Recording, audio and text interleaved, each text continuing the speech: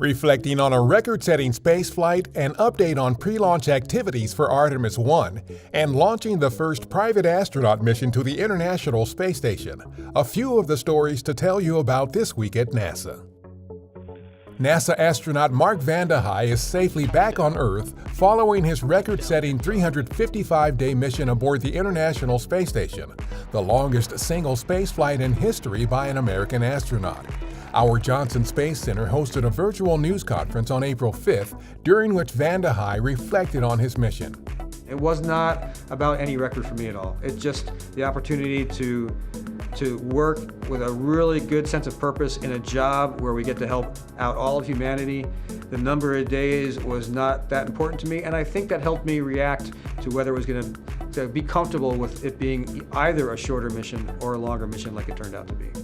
Data from Vande Hei's mission will help us prepare for the effects of long-duration spaceflight on the human body as we continue our plans to return astronauts to the Moon under the Artemis program in preparation for eventual human missions to Mars.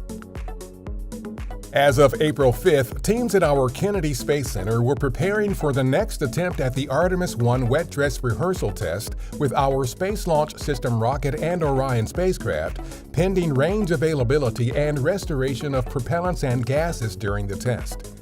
Engineers did accomplish several test objectives during two previous test runs that will help prepare teams and the integrated systems for launch.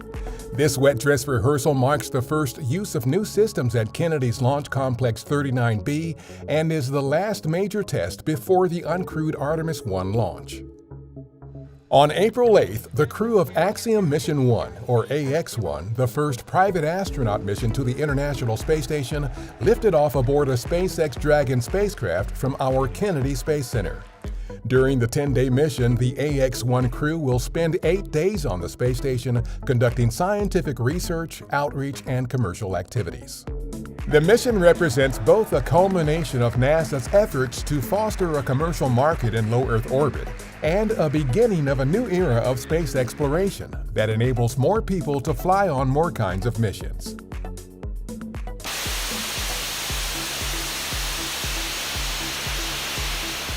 Northrop Grumman and Lockheed Martin engineers recently conducted a final hot-fire test in Promontory, Utah, of the abort motor built for the Launch Abort System on NASA's Orion spacecraft, qualifying the system for missions with crew beginning with Artemis 2. In the event of an emergency on the launch pad or during ascent, the Launch Abort System is designed to safely lift Orion and its crew away from the launch vehicle. NASA was well represented at the Space Foundation's 37th Space Symposium April 5th through 7th in Colorado Springs, Colorado. Our Deputy Administrator Pam Melroy gave a speech highlighting our Moon to Mars strategy. There was also a panel discussion about our Artemis program working with industry partners to help build the space economy. Meanwhile, the team for our OSIRIS-REx asteroid sample return mission received the 2022 John L. Jack Swigert Jr. Award for Space Exploration in recognition of the mission's extraordinary accomplishments in space exploration and discoveries made at asteroid Bennu. That's what's up this week at NASA.